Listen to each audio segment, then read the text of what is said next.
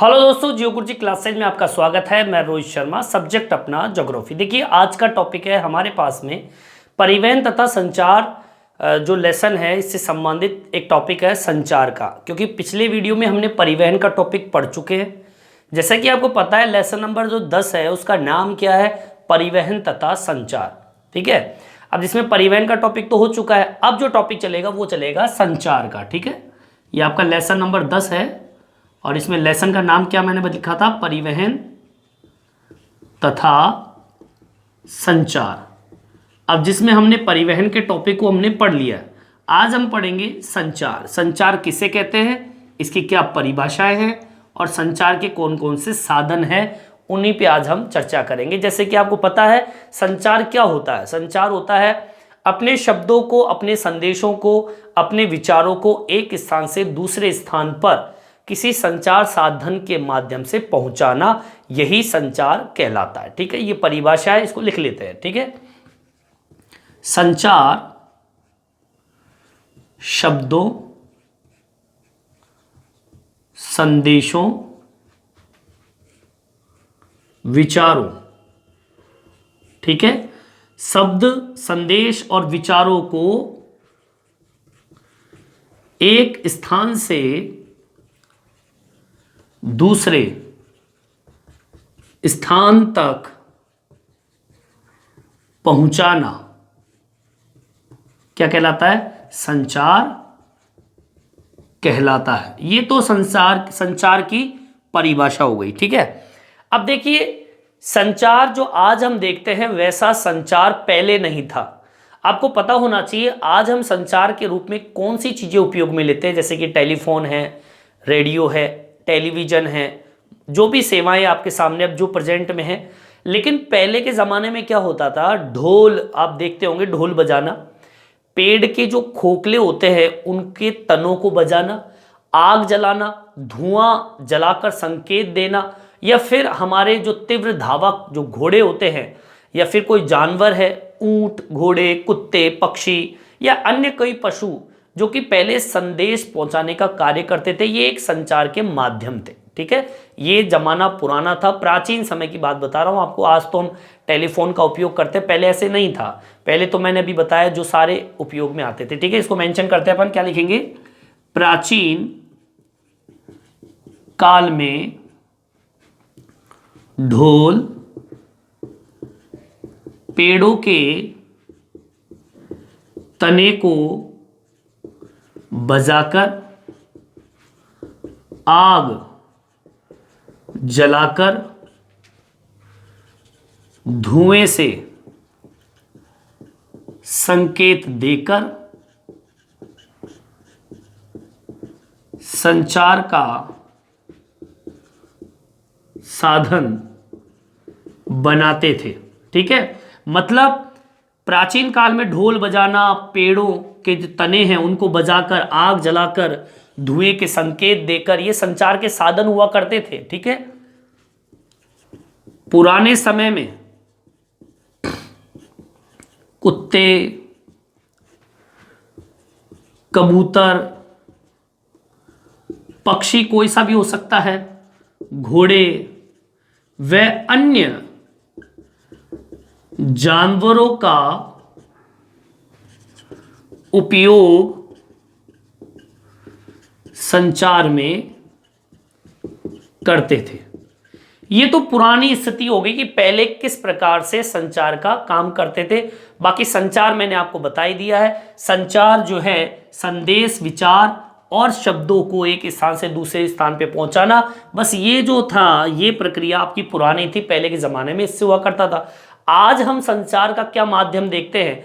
आज संचार के अंतर्गत डाकघर है, तार, प्रिंटिंग प्रेस है, दूरभाष है, उपग्रह है, ये आज की स्थिति है। आज हम इन संचार साधनों से अपने शब्दों को, संदेशों को पहुंचाने का कार्य करते हैं। ठीक है, तो मैं वर्तमान लिख देता हूं यहां पे। वर्तमान में संचार के साधन रेडियो, टेलीविज़न, प्रिंटिंग प्रेस, ठीक है, डाकघर, अखबार आदि, ये वर्तमान समय में संचार के क्या है, साधन। आगे बात समझ में, आज के समय में जो स्थिति है ये है।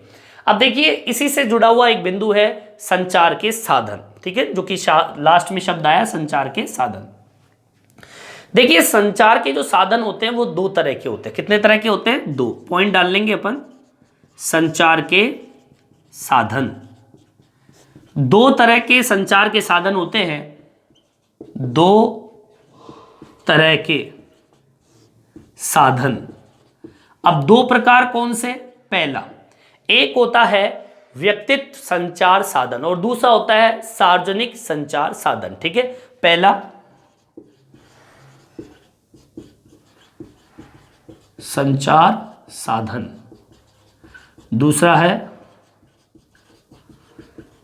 सार्वजनिक संचार साधन। इन दोनों बिंदुओं के बारे में अध्ययन करेंगे कि ये दो संसाधन कौन कौन से हैं, इनके अंदर कौन कौन से संसाधन उपयोग में आते हैं, संचार के साधन कौन कौन से इसमें जुड़े हुए हैं और ये किस तरीके से हमको संदेशों का आदान प्रदान करने का कार्य करते हैं, ठीक है। इन्हीं दो बिंदुओं की आज चर्चा करेंगे। संचार आपके समझ में आ गया, संचार होता क्या है। देखिए पहला बिंदु डाल लेंगे अपन, पहले तो लिख देंगे संचार के साधन और उसमें हमारा जो पहला बिंदु है वो कौन सा लिखवाया मैंने,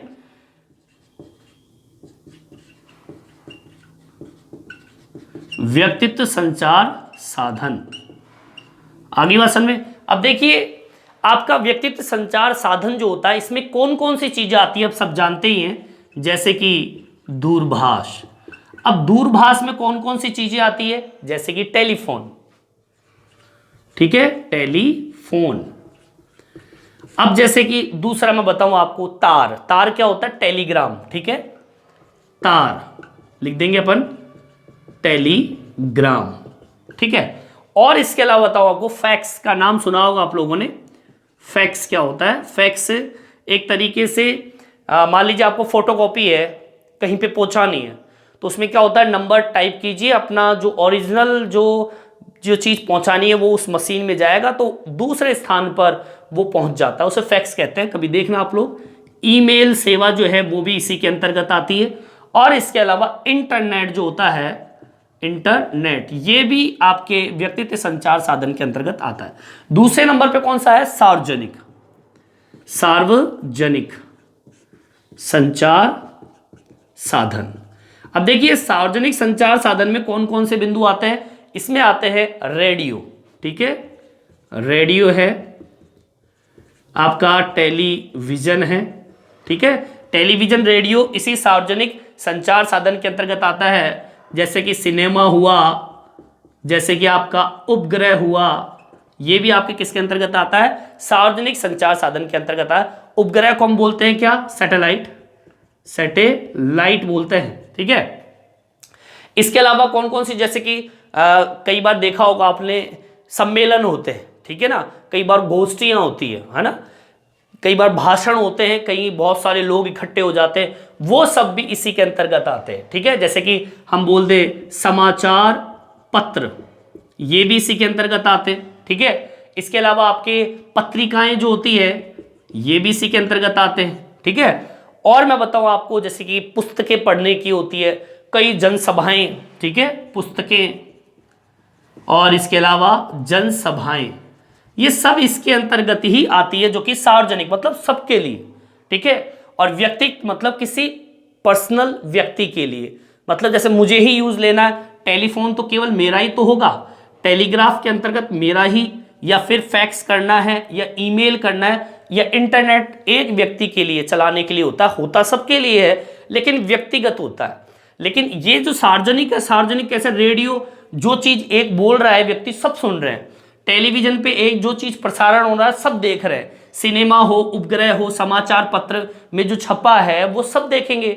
ईमेल तो स्वयं के लिए होता है, इंटरनेट खुद के लिए होता है, ये व्यक्तित्व होता है और ये सार्वजनिक होता है। क्लियर, समझ में आ गई आपको। अब पहला पॉइंट डाल लेंगे अपन, व्यक्तित्व के बारे में देखेंगे अपन कि व्यक्तित्व संचार साधन होते क्या हैं, इनकी क्या परिभाषा है, कहां पर ये काम आते हैं, इसके ऊपर आज हम चर्चा करेंगे। ठीक है,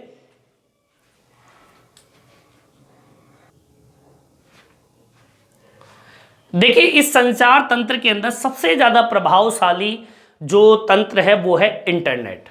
ईमेल के माध्यम से ज्ञान और सूचनाओं का दुनिया में कहीं पर भी सीधा संपर्क बनाने में मदद मिल सकती है। यह ई कॉमर्स हो या फिर मौद्रिक लेन देन होता है, पैसे का लेन देन होता है, वो सारा का सारा काम इसी के अंतर्गत आता है। ठीक है, देख लीजिए आपके इंटरनेट है, ईमेल है, फैक्स है, ये सब के सब किस में काम आता है, ये काम इंटरनेट के जरिए होता है। और इसमें सबसे ज़्यादा प्रभावशाली ही चीज़ क्या है, इंटरनेट, जिससे ईमेल फीमेल जो भी चलता है, ई कॉमर्स है, पैसे का लेन देन है, सब इसके अंतर्गत आता है, क्योंकि पैसे का लेन देन एक व्यक्ति के द्वारा होता है। ठीक है, लिखेंगे इसके अंतर्गत, इस संचार तंत्र में सबसे प्रभावशाली तंत्र इंटरनेट है, जो कि मौद्रिक लेन देन,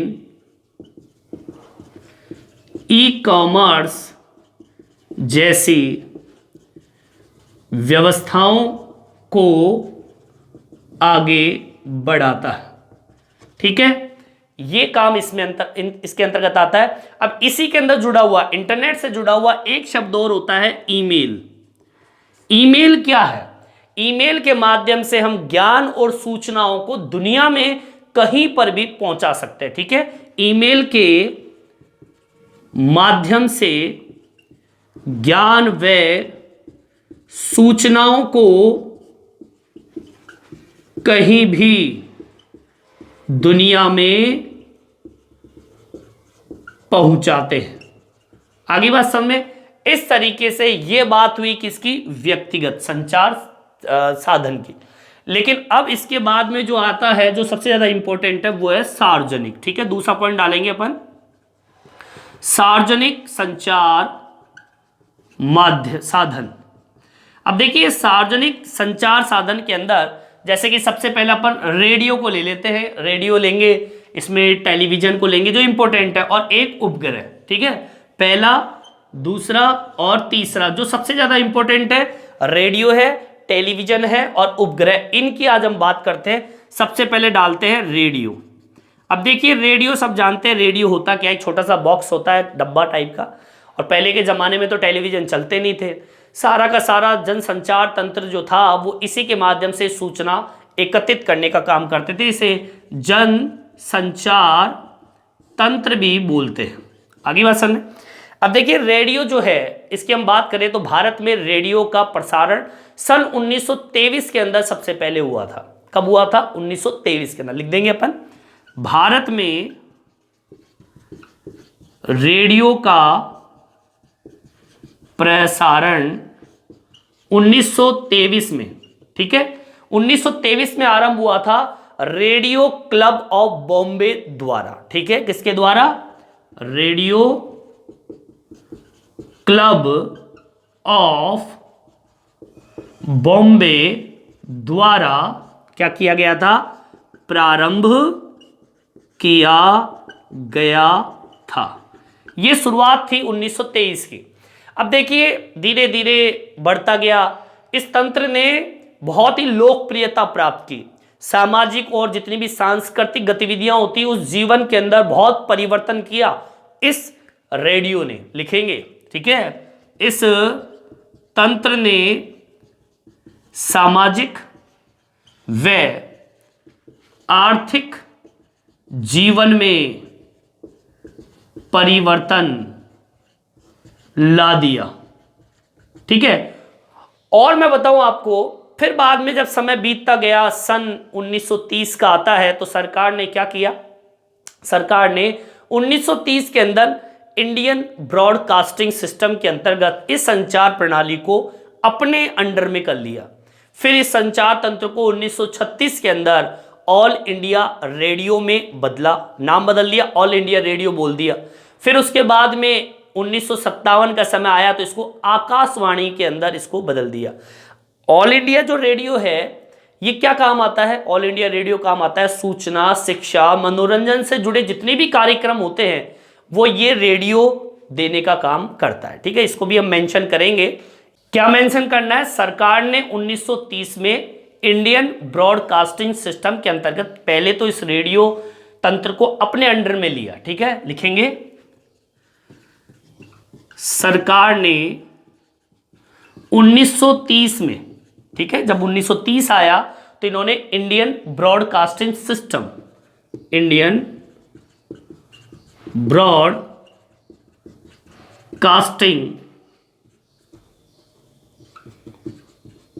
सिस्टम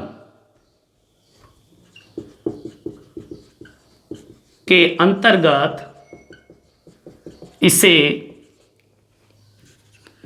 अपने अधिकार में लिया। ठीक है, ले लिया साहब। उसके बाद में इन्होंने क्या किया? नाम बदलना शुरू किया।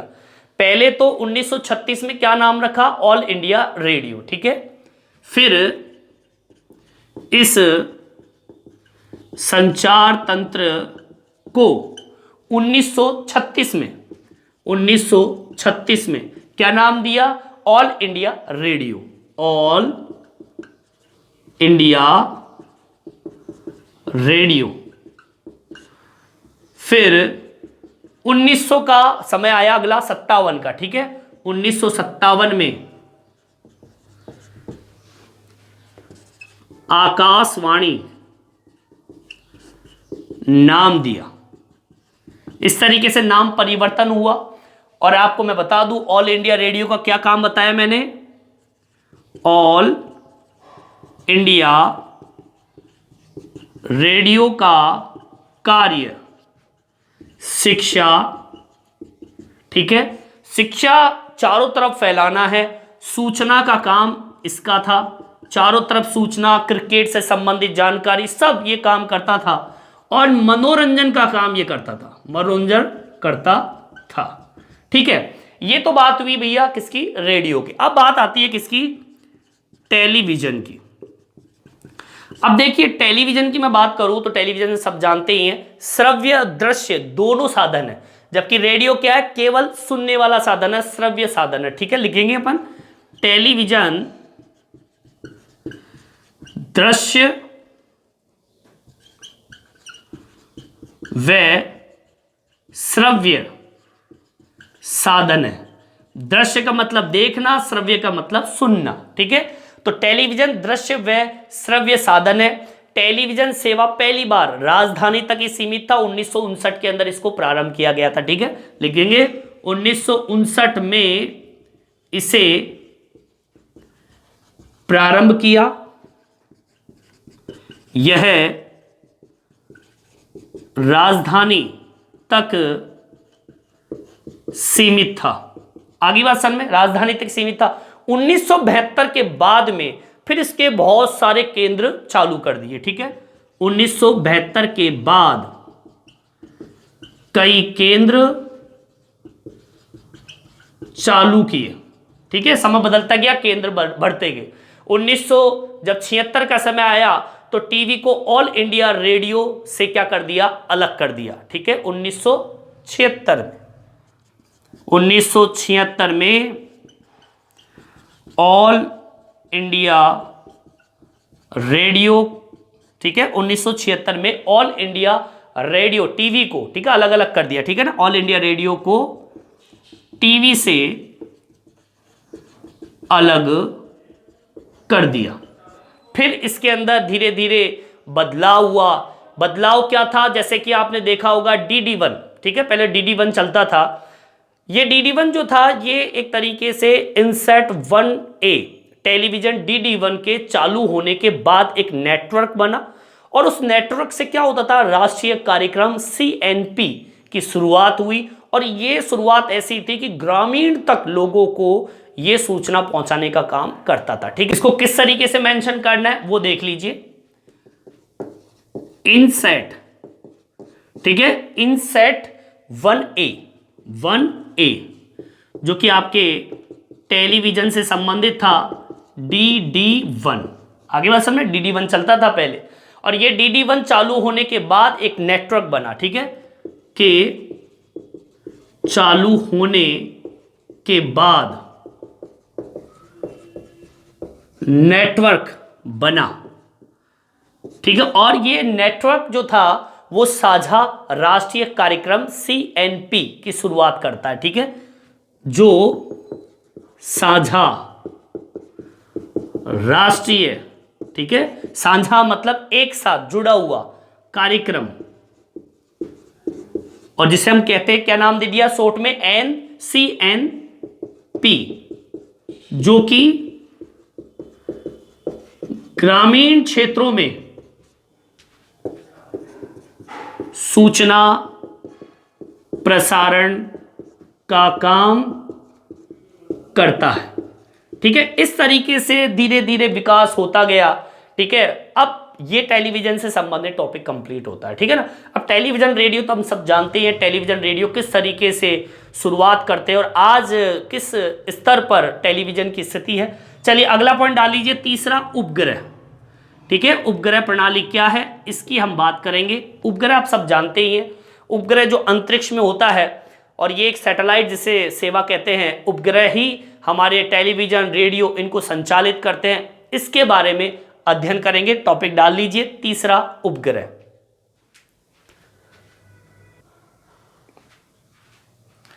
देखिए उपग्रह जो होता है इसका उपयोग कहां करते हैं, उपग्रह का उपयोग कहां आता है, तो मैं बता दूं, एक बड़े क्षेत्र को देखने में, सामरिक दृश्य को देखने में, देशों को देखने के अंदर, देश की सुरक्षा के लिए, और एक आर्थिक और सामरिक कारणों की वजह से इसकी महत्वता बढ़ जाती है, ठीक है। लिख देंगे अपन, उपग्रह का उपयोग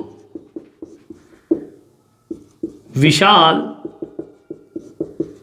क्षेत्रों को देखने व देश की सुरक्षा के लिए व, अब इसके अलावा एक तो बहुत बड़े विशाल क्षेत्र को देख रहा है और देश की सुरक्षा भी कर रहा है उपग्रह, और आर्थिक और सामरिक कारणों की वजह से, आर्थिक व सामरिक, सामरिक मतलब देश से संबंधित बिंदु हो गया, सीमाओं की स्थिति को देखने से संबंधित हो गया, तो आर्थिक सामरिक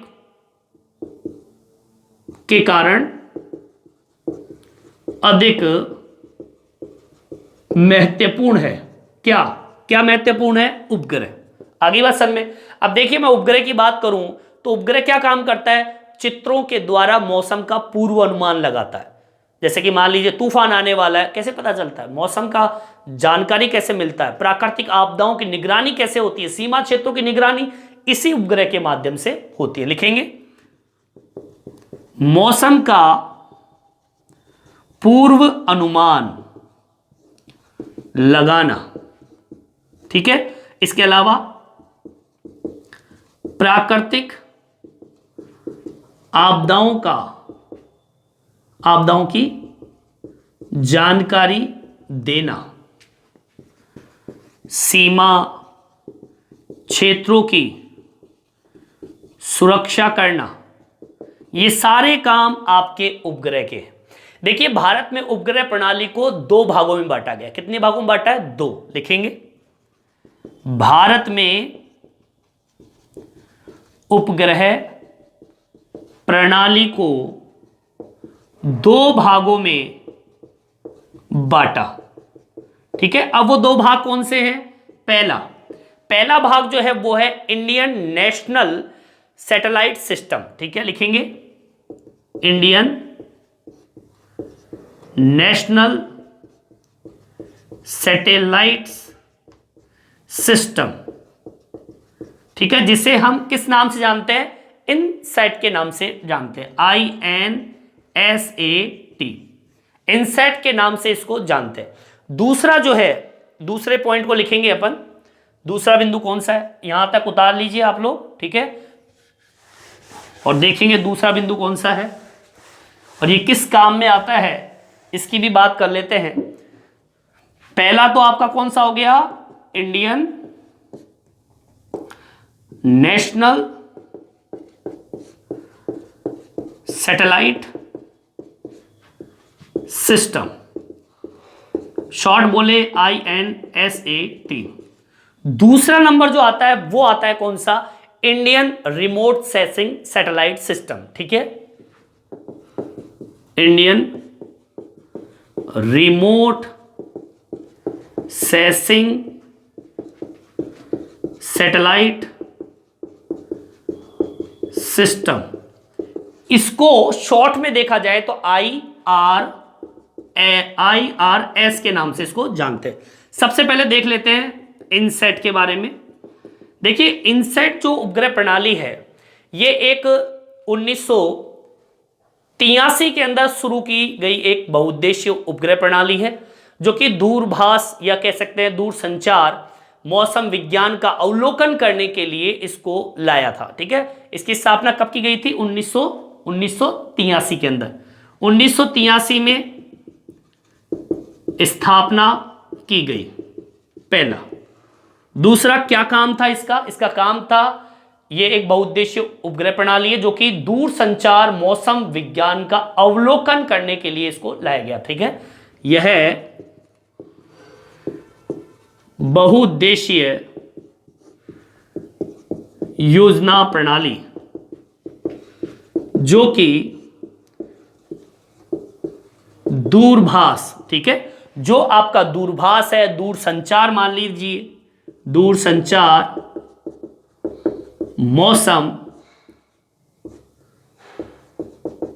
प्रणाली का अवलोकन करने के उद्देश्य से लाए। मतलब मौसम की जानकारी का काम करता है कौन, इनसेट। आगे बात समझ में। दूसरे नंबर का पॉइंट डाल लीजिए, दूसरा क्या दिया हुआ है सामने, IRS। सेकेंड नंबर डाल लीजिए IRS। IRSS का मतलब होता क्या है, IRS जैसे कि इंडियन रिमोटिंग सेंसिंग सिस्टम। अब ये इसकी जो स्थापना हुई थी, कब हुई थी, 1988 के अंदर, 1988 में स्थापना की गई, ठीक है। ये तो स्थापना हो गया। अब क्यों, देखिए इसका जो प्रारंभ हुआ था, इसकी जो कहने का मतलब इसकी स्थापना तो 1988 में हुई थी। 1988 में मार्च 1988 हम कह सकते हैं, मार्च 1988। इसके बारे में बता दूं, IRS की स्थापना मार्च 1988 में रूस के वकार्नू से IRS-1A के प्रक्षेपण के साथ में आरंभ हुआ था, ठीक है, जो कि रूस में हुआ था ये प्रक्षेपण, ठीक है, लिख देंगे रूस में, और स्थान वैकानूर में एक प्रक्षेपण हुआ जिसका नाम था IRS-A1, ठीक है, IRS-A1 नहीं, IA इसके नाम से प्रक्षेपण हुआ था, ठीक है, जो कि रूस में हुआ था। और मैं बताऊं, और इसी के साथ में इसकी प्रारंभ स्थिति भी मानी जाती है 1988 के अंदर, मार्च 1988 में रूस में वकार्नू में IRS-IA, ठीक है, का प्रारंभ शुरू माना जाता है इसको, ठीक है, ये शुरू की स्थिति मानी गई है। अब देखिए इसी के अंदर आगे की ओर बढ़े तो इसमें PSLV जो कि पोलर सैटेलाइट लॉन्च व्हीकल जिसे हम बोलते हैं, विकसित किया, जो कि भारत का पहला प्रक्षेपण वाहन माना जाता है जिससे सैटेलाइट छोड़ा गया था। इसको मेंशन कर देता हूं, मैं नीचे कर देता हूं, भारत का पहला प्रक्षेपण वाहन जिसे हम कहते हैं अंतरिक्ष में छोड़ा गया पहला प्रक्षेपण वाहन कौन सा था, भारत का PSLV। फुल नेम बोले, P से पोलर, ठीक है, S से सैटेलाइट, ठीक है, सैटेलाइट। L का मतलब होता है लॉन्च, मतलब छोड़ना, ठीक है, और V का मतलब क्या होता है, व्हीकल का मतलब क्या होता है, वाहन, ठीक है। ये PSLV जो होता है ये पहला भारत का प्रक्षेपण वाहन था, मतलब उपग्रह छोड़ने वाला वाहन, नीचे से ऊपर जा रहा है जो वाहन, वो इसका काम था, जो कि पहली बार भारत के अंदर प्रारंभ किया था।